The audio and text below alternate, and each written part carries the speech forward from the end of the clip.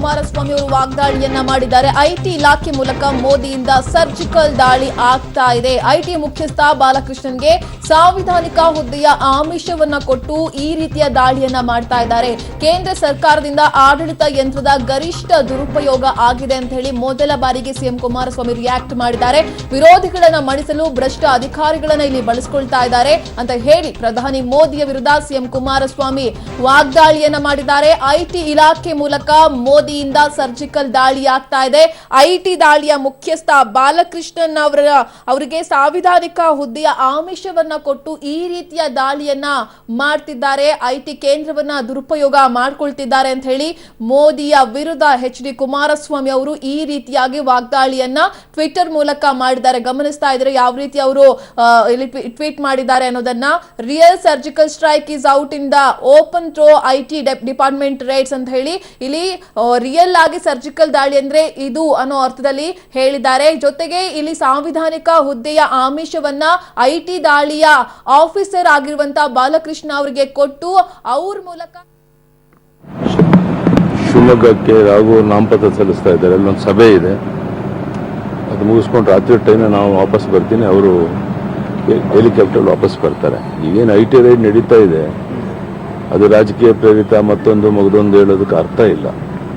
IT ಅಧಿಕಾರಿಗಳು ಅನುಮಾನ ಬಂದಾಗ ಅವ್ರಿಗೆ ಅದೇ ರೀತಿ ಕೆಲಸವನ್ನು ಮಾಡ್ತಾರೆ, ಅವರ ಕರ್ತವ್ಯವನ್ನು ನಿರ್ವಹಿಸ್ತಾರೆ.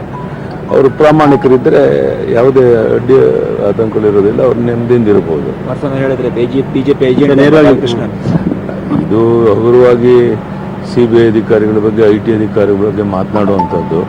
ಮತ್ತೆ ನಿನ್ನೆ CM ಅವರು ಹೇಳಿದ್ರು ಎಲ್ಲ ಐಟಿ ಅಧಿಕಾರಿಗಳು ಬರ್ತಾ ಇದ್ದಾರೆ, ಎಲ್ಲ ಇಳಿತಾ ಇದ್ದಾರೆ, ನನಗೆಲ್ಲ ಗೊತ್ತಿದೆ ಅಂತ ನೆನ್ನೆನೇ ಅವ್ರು ಹೇಳಿದ್ರು. ಅಂದ್ರೆ ನೆನ್ನೆನೇ ಎಲ್ರಿಗೂ ಎಚ್ಚರಿಕೆ ಕೊಟ್ಟು ಎಲ್ಲ ಬಂದೋಬಸ್ತ್ ಮಾಡ್ಕೊಂಡಿರ್ಬೋದು. ಅಂದ್ರೆ ಅವ್ರ ಮುನ್ಸೂಚನೆ ಇತ್ತು ಅಂತ ಆಯ್ತಲ್ಲ.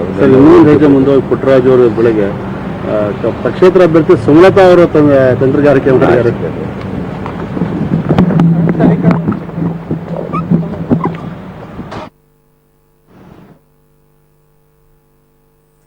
ಎಸ್ ಯಡಿಯೂರಪ್ಪನವರು ಪ್ರತಿಕ್ರಿಯೆಯನ್ನ ಕೊಟ್ಟರು. ನಮಗೂ ಅದಕ್ಕೂ ಯಾವುದೇ ರೀತಿಯ ಸಂಬಂಧ ಇಲ್ಲ. ಈ ಸಂದರ್ಭದಲ್ಲಿ ರಾಜಕೀಯ ಪ್ರೇರಿತ ಉದ್ದೇಶ ಪೂರಕ ಅಂತ ಹೇಳ್ತಾರೆ, ಬಟ್ ಅದಕ್ಕೂ ನಮಗೂ ಸಂಬಂಧ ಇಲ್ಲ. ಏನೋ ಒಂದು ಮಾಹಿತಿ ಇರುತ್ತೆ, ಅದಕ್ಕೋಸ್ಕರ ಐಟಿ ಅಧಿಕಾರಿಗಳು ದಾಳಿಯನ್ನ ಮಾಡಿರ್ತಾರೆ ಅಂತ ಹೇಳಿ ಯಡಿಯೂರಪ್ಪನವರು ಇದೀಗ ಮೊದಲ ಬಾರಿ ವಿಚಾರಕ್ಕೆ ಸಂಬಂಧಪಟ್ಟಂತೆ ಇವತ್ತು ಪ್ರತಿಕ್ರಿಯೆಯನ್ನ ಕೊಟ್ಟಿದ್ದಾರೆ.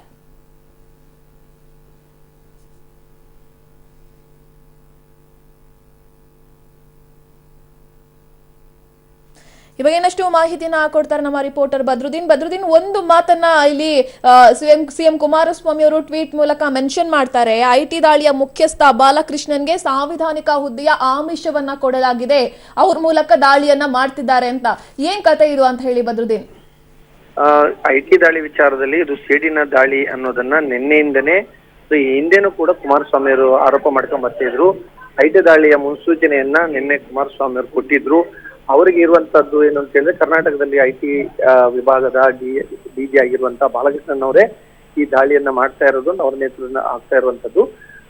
ಕರ್ನಾಟಕದಲ್ಲಿ ಸೇಡಿನ ರಾಜಕೀಯಕ್ಕಾಗಿ ಅಧಿಕಾರಿಯನ್ನ ಅವ್ರು ಬಳಸ್ಕೊಂಡಿದ್ದಾರೆ ಅಂತೇಳಿ ನೇರ ಆರೋಪ ಮಾಡಿರುವಂತ ಕುಮಾರಸ್ವಾಮಿ ಅವರು ಆ ಅಧಿಕಾರಿಗೆ ಏನು ಸಾಂವಿಧಾನಿಕ ಹುದ್ದೆಯನ್ನ ಆಮಿಷವನ್ನ ಕೊಟ್ಟು ಅವ್ರನ್ನ ಅಧಿಕಾರ ದುರ್ಬಳಕೆ ಮಾಡು ಈ ಸರ್ಜಿಕಲ್ ಸ್ಟ್ರೈಕ್ ಈ ರೀತಿ ದಾಳಿಗಳನ್ನ ಮಾಡಿ ರಾಜಕೀಯ ಬಳಸ್ಕೊಂಡಿದ್ದಾರೆ ಅನ್ನೋ ಗಂಭೀರ ಆರೋಪವನ್ನು ಕುಮಾರಸ್ವಾಮಿ ಮಾಡುವ ಮೂಲಕ ಇದಕ್ಕೆ ರಾಜಕೀಯ ಸ್ಪಷ್ಟ ಬಣ್ಣ ಬರುವಂತೆ ಆಗಿದೆ.